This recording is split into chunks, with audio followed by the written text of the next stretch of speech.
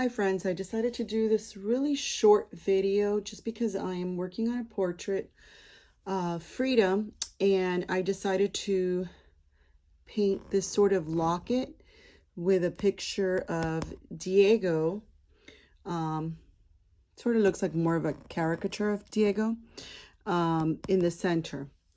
But, you know, if you're familiar with the story, it was like off and on tragic love affair, but I really do believe they loved each other, and she spoke about him like her baby, her big baby, since she wasn't able to have children. So I decided to create a locket, and then what I'm thinking of doing is adding glass bead gel just to see how it would look. So that's why I'm doing the video. So I have a little bit of glass bead gel. I got like one of those synthetic cheap acrylic brushes, just in case, because I don't want to ruin my good brushes. And I'm just going to put a light coating of this over the locket. Now, I have used acrylic bead gel before when I make when I've made my fabric bookmarks. It is a very cool effect. It does take quite a bit to dry, so it might take a couple of days to dry, but I wanted you to see how this works. I'm just putting it right there in the center. I want to make sure, because you might not be able to see the beads, but when it dries, you'll see them. And it's like a cluster of beads that dries. So you might not be able to see Diego's face very clearly once it dries, but I wanted for it to look like a locket, but I didn't want to have just like one clear I don't know, one clear shiny piece. So I'm kind of okay with having it like that. And I'm also going to be applying this to let me see if I can zoom that in a little bit. There you go. I'm also going to be applying it. See, you see some of the beads, but not a lot, because it's such a small tiny area. So let me see if I apply a little bit more on my brush. And, you know, the thicker the coating, it's going to take longer to dry.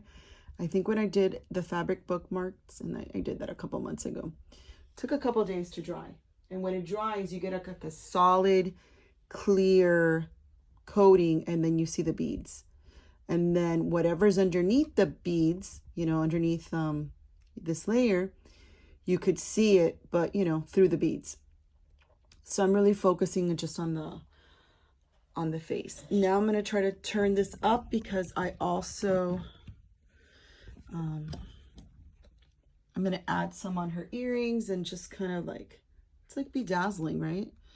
If you like a bedazzler, bedazzling on a painting.